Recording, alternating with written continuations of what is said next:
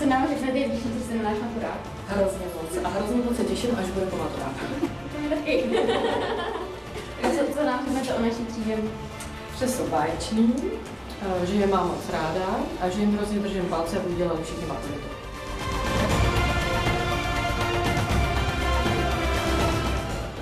Mí nejmilejší.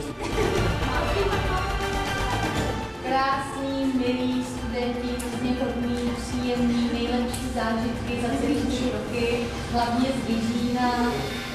To stačí. Takže to byla paní Černá Masíková. Ne, paní Mospišilová. Magistra.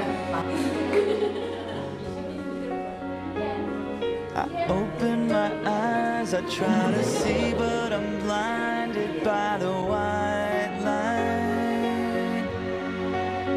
I can't remember how, I can't remember why I'm lying here tonight, and I can't stand the pain, and I can't make it go away. No, I can't stand the pain.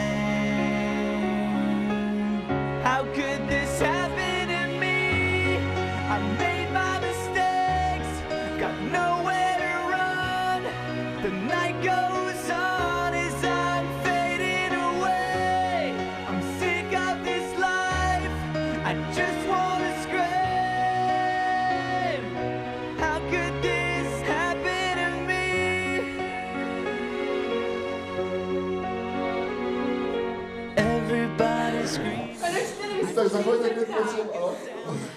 Jak se vám líbily 4 roky s námi? Jestli nás máte rád? To je krásná otázka. Mně se 4 roky s vámi líbily hodně. A bude mi hodně mrzit, až tady nebudete. Nás taky. Ale my se za vám budeme chodit dívat. To bude hezké. Já mám ještě takový zadní vrátka, už jsem to říkal. Já doufám, že většina z vás propadne v maturitě. To bude ještě rok vrátka. And I can't explain what happened. Jak se vám pracovalo se celé 4 roky? Výborně, že jste nejmilejší studenti.